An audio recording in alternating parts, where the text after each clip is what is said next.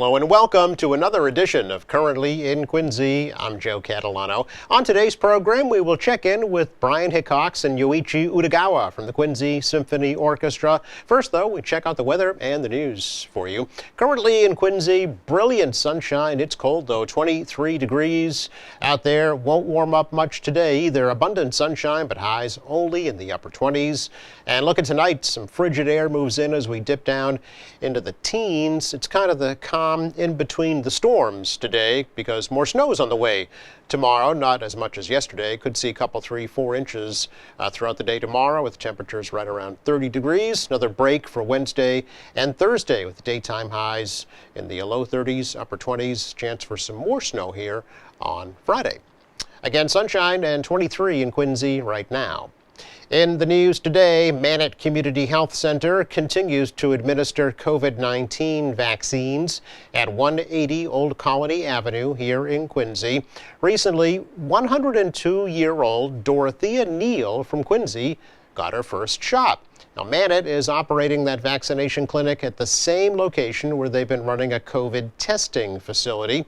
The city has set up a call center to register people for their vaccines. Quincy residents 75 and older are currently eligible to be vaccinated. And to make an appointment with Mannett, just call 617-376-1470 or go online to quincyma.gov.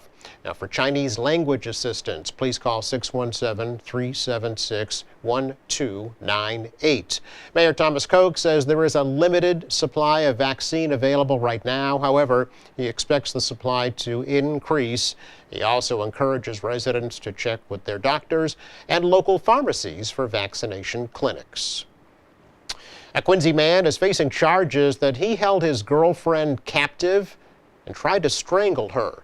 32-year-old Matthew McAuliffe was arrested last Wednesday after neighbors reported a woman jump from a second-floor window and then seeing him drag a woman into their Avalon Avenue home in Quincy Point. They then heard a woman screaming. Police forced their way in, apprehended McAuliffe. The 23-year-old woman was hospitalized and is expected to recover. McAuliffe faces charges that include assault with intent to murder and kidnapping. Roxbury man charged with selling cocaine, heroin, and fentanyl in Quincy. 25-year-old Odisi Ruiz Villar was arrested after police say they saw him sell drugs to another man while the two were in a parked car in West Quincy last Thursday afternoon. Undercover officers seized pre-packaged drugs along with a folding knife during that arrest. Charged Villar with drug trafficking and driving without a license. The drug buyer was also arrested on an outstanding warrant. Harbor One Bank has awarded Quincy College $7,500 to provide financial support to students during the pandemic. Officials from Harbor One and Quincy College met on the Quincy Center campus recently to formally launch the emergency fund and to discuss distribution. College President Rick DeCristofaro expressed his gratitude for the donation, saying it is vital to help students who may be negatively impacted by the pandemic. Jennifer White, the president of the Harbor One Foundation, said that donation was one way that the bank wants to support local students after recently opening their newest branch at the One Chestnut Place Apartments, right across from the Quincy Courthouse. This coming Thursday, veterans and their families can get free food at Pageant Field in Quincy. Quincy Veterans Services is providing the food distribution Thursday from 10 a.m. to 12:30 p.m. Veterans Services Director George Nicholson says that each veteran will receive a month's worth of meals.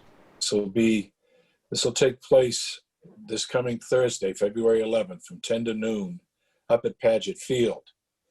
And we've got a 16-foot bed truck just loaded with boxes of food. There's about 30 meals in each box, plus I believe it's the South Shore Food Bank is providing a lot of produce, and we have some other vendors who will be coming along with things as well. And this will be a drive-up only. This is not going to be a walk-up. Besides that, you got a box with 30 meals in it. That's a little too heavy to be carrying around any distance, much less from the top of Pageant Field. So what you wanted people to do is to call my office, 617-376-1192, and register. This is just for veterans and for widows of veterans. But what we need to do is registration is in advance is required. I need you to call my office, again, 617-376-1192. And we need to confirm that your discharge, your veteran status, the widow, the veteran status of her husband. And then we'll make a list and you'll be checked in. You will drive up to the truck.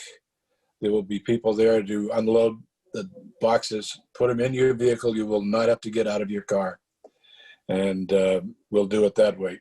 Nicholson says veterans may also bring their old flags for proper disposal. Anyone attending the food distribution is asked to remain in their car and wear a mask. Some meals will be delivered to veterans who are unable to attend this Thursday's donation. And Nicholson says if it's successful, another food donation will be held later this year. D'Angelo Sub Shops are recognizing employees at the Norfolk County Registry of Deeds as everyday heroes. The sandwich chain recently praised the registry for continuing to operate during the pandemic. That recognition stated that registry employees recorded a total of over 179,000 land documents during 2020, representing a 19% increase over 2019. Revenues also increased, with over $68 million collected last year to help fund state programs. Register of Deeds Bill O'Donnell praised his employees for their efforts, and County Commissioner Richard Stady was on hand as workers were treated to D'Angelo's grilled sandwiches as part of their Everyday Heroes program. Coming up, we will get an update from the Quincy Symphony Orchestra. That's next. Hey, Massachusetts, what do you want to get back to? Giving hugs, seeing my friends. Taking my wife dancing. I want to get back to taking my kids on play dates. I want to get back to Fenway. I want to get back to partying. We've worked hard, but we're not there yet. So we still need to wear a mask that covers your nose and mouth. Keep our distance, at least 6 feet apart. And get tested. It's free and available. We can get back masks. Learn how at mass.gov/getback.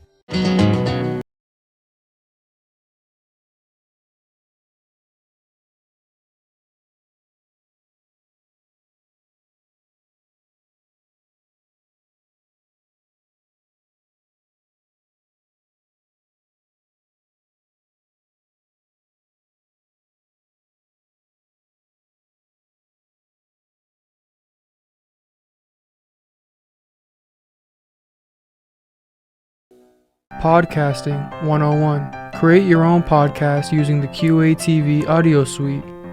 Learn the basics of the audio board, how to take phone calls, and add music from a CD, SD card, or your phone. Participants will also learn interview skills to help get the most out of your guest. To register for a session, email Carol Themin at cthemin@qatv.org or call 617-376-1440. Now more than ever, we need to do our part to prevent the spread of illnesses like the flu. Getting a flu shot will lower the chances of a serious illness and help keep you and your loved ones out of the hospital. Now's the time. Get your flu shot today. I would definitely consider it to be a sign of strength to be able to reach out and get the help that you need. Substance Use Helpline, Kathy speaking. May I help you? Thought it'd be a good time to check back in with the folks from the Quincy Symphony Orchestra here in 2021 now. So we welcome Brian Hickox, Yuichi Utagawa to give us a little updates. Gentlemen, I'm going to switch over to our Hollywood Squares view here and just say hi. Hello. Great to see you. Good morning. Nice to see you both. Appreciate the opportunity to talk to you and get a little update. Brian, check in with you. First of all, if you could, just tell us how things have been going so far for yourself and for the symphony. Well, you know, since we last spoke, it's interesting to see that we've had a more long-term approach rather than that looking at the ticking of our watch, hoping that appearances, rehearsals could begin soon. So we've now taken more of a long-term approach here, of course, and with some good news on vaccine and potential widespread rollout of the vaccine, we're optimistic as we look towards that long-term vision. Have you personally been keeping up with your practicing? Well, it's interesting. We find more and more time at home these days rather than, in commuting and traveling, just to be socially distant and safe. And so, it gives many of us a greater opportunity to do just that. Has there been any opportunity at all for even, small socially distanced ensembles within the orchestra? It's interesting. You use the word ensemble, and that's what our group is, whether it's our entire orchestra or subsections of the orchestra. And that's one of the things that we're all missing, that ensemble, that togetherness, and to be only connected digitally, although that's a patch on the problem. It's really not the solution that many of us in our social environment are craving. And to that end, we've already talked about, some of the technology needs in order to perform digitally. Individually works, but the ensemble has proven to be a challenge. Sure. How about for yourself, Yoichi? What have you been doing to keep yourself busy these days? Well, I've tried to make the best of a not great situation, and I'm taking this as a kind of, my wife and I joke that it's a sabbatical, and so I'm staying disciplined. I'm exercising every day like mad. I'm reading and studying. I've really been disciplined about practicing violin also, which I, as a conductor, you're always asking people to do the work in a sense, right? And it's been great for me to get to do the labor, the manual labor myself, and it's given me. I mean, I've always had an appreciation for the talent and the hard work musicians have to put in, but it's given. I think that's expanded, and part of the. And I was joking with a friend of mine recently that when I practice, I think about what I say to people in the orchestra, and fortunately, the things that I've been saying over the years seems to work. I haven't. That's been gratifying. Not to toot my own violin, but the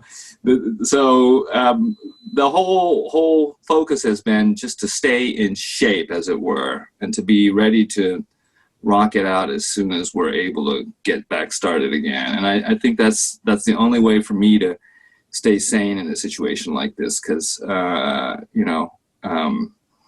I miss the music and the interaction with the musicians terribly. And I think that Brian put it really well. We crave it, and we miss it very much, that interaction. So taking use of the time and getting ready to go again whenever we can. I was thinking about this earlier this morning, that really the performing arts is just about the only aspect of life that really has not been able to come back, even in a limited sense. We've seen, certainly there's been widespread impact across restaurant, hospitality, but even those in a limited sense are functioning. Professional sports, although very, very limited, is functioning. But, live music, live theater is not at all. It's very difficult, and when you're thinking about an orchestra, you're adding the element of wind players and brass players, and there's a lot of uncertainty whether that's safe, and so to put people at risk just doesn't make any sense, right? So. But lots of people are suffering in this situation, and but the arts they always have had a difficult time throughout history. I think that's just the case. The struggling artist, right? Yeah, I think so. That's what you sign up for when you get into it. It is a labor of love. There's no doubt. It is. Yeah.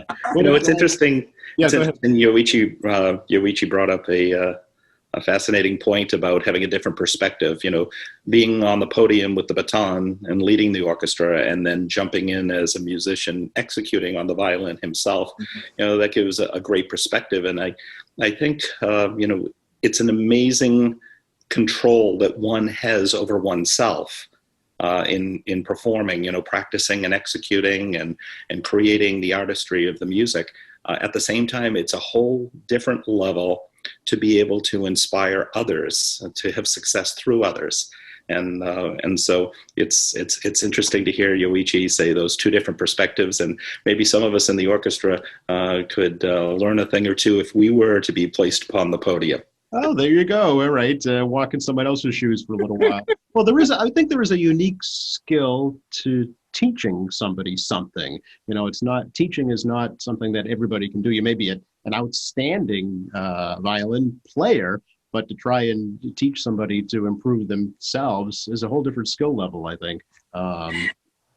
Yeah, it's interesting. I mean, for sure, there's a skill set, and as a conductor or something, or like a manager or something, definitely an understanding of human psychology, empathy, some kind of notion of what's necessary to help motivate people. That's a skill set, and I try to work on it all the time. And it is, you have a point there. There can be great players who are not necessarily great leaders or conductors. I might say, and then the opposite sometimes can be true in the sense that, not all conductors are great instrumentalists.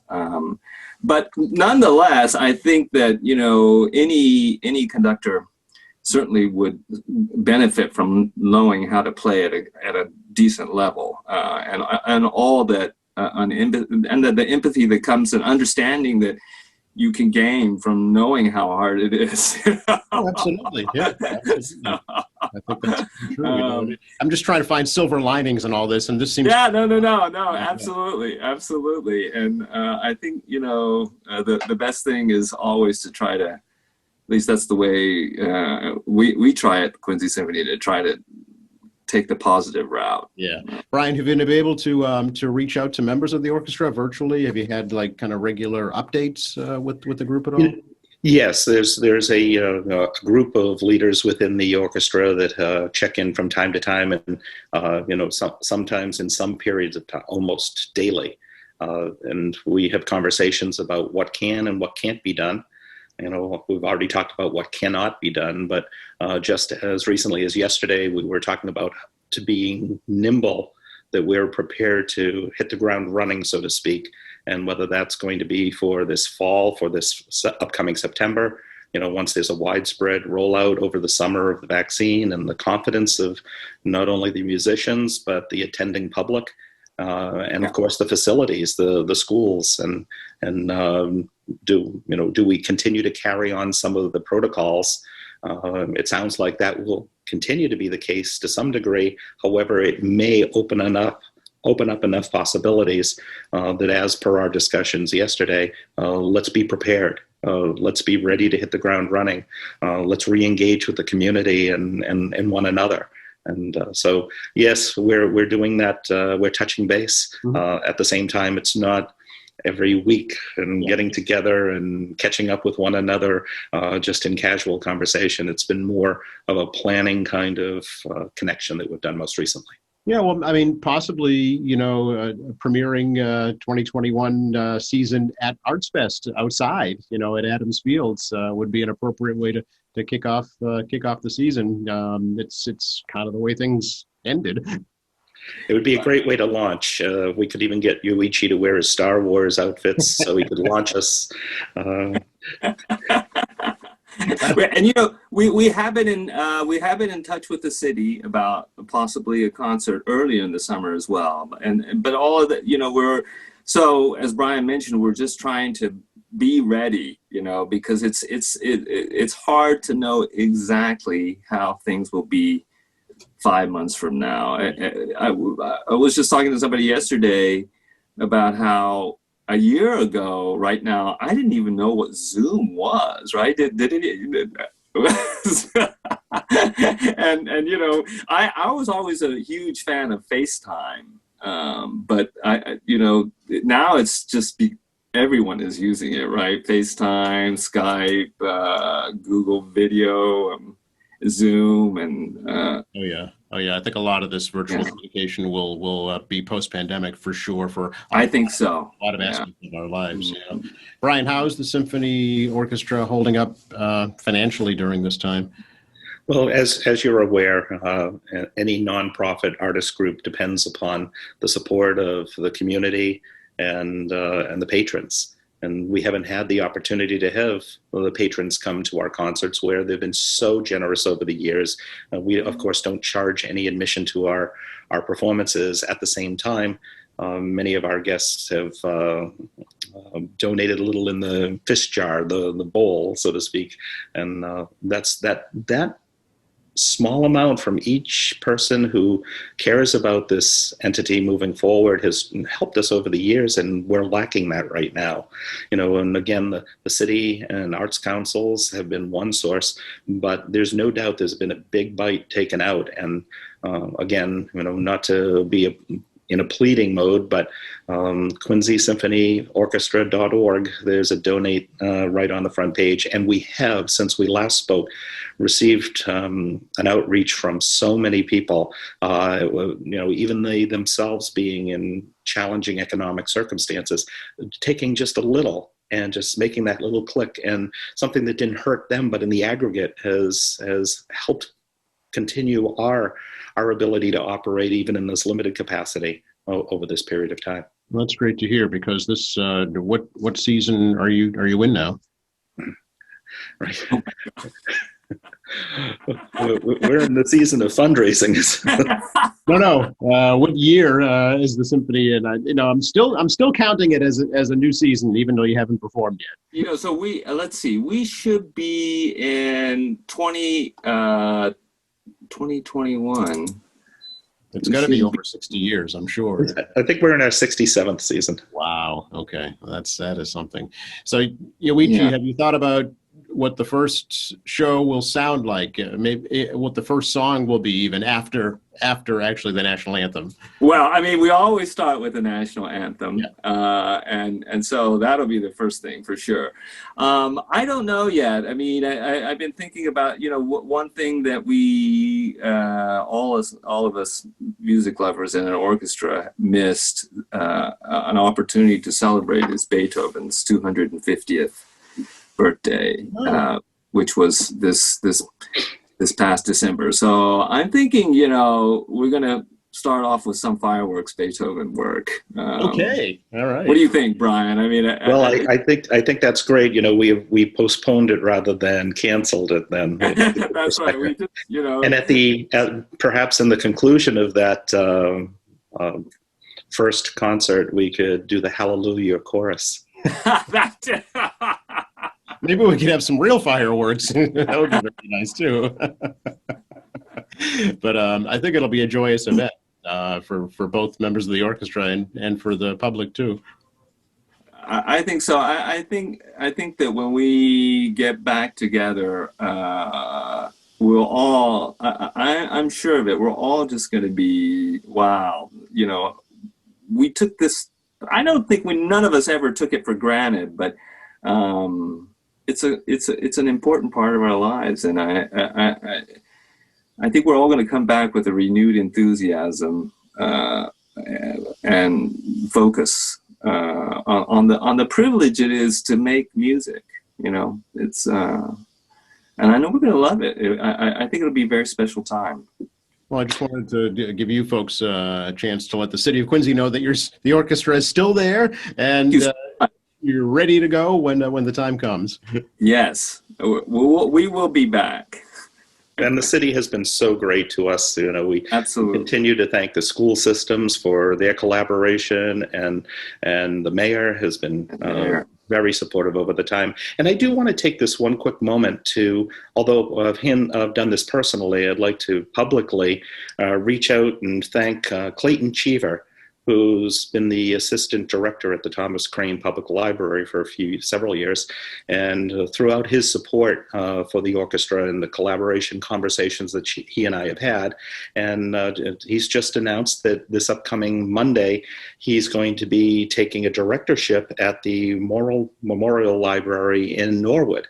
And so we'll miss him locally, but we appreciate all his help and collaboration over the years while he was at Thomas Crane. It's nice of you to do that. And Joe, if you don't mind my adding to that, also we'd like to thank QATV and you've been just tremendously gracious and generous to us, and we really appreciate it. It's our pleasure. Thank you. Thank you. You're very welcome. We're happy to do it. And I personally look forward to your return here to the city. And I know a lot of folks in the city do as well. So again, Brian, for folks who want to get a hold of the symphony or get more information, a good way to do that? Again, the website is QuincySymphonyOrchestra.org, O-R-G. And or they can email me directly, president@QuincySymphonyOrchestra.org. All right, Brian Yuichi, thank you so much. Great to see you. Thank you. Great Thanks, to see Joe. you. Stay safe and healthy. You as well, and we'll do our Hollywood Squares view here again and wave goodbye. Bye-bye. Thank you. All right, talk to you soon. Bye-bye.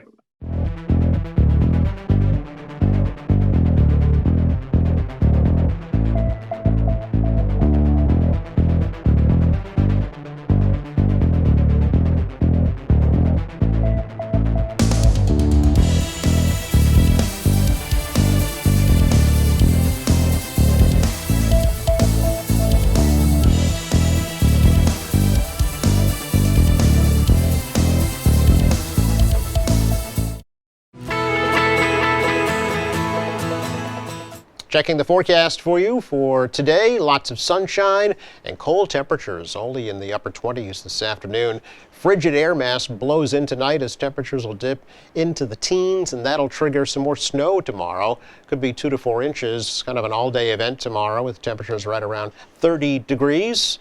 A little break on Wednesday and Thursday, partly sunny both days. Temperatures in the lower 30s, upper 20s, and then another round of snow possible here on Friday.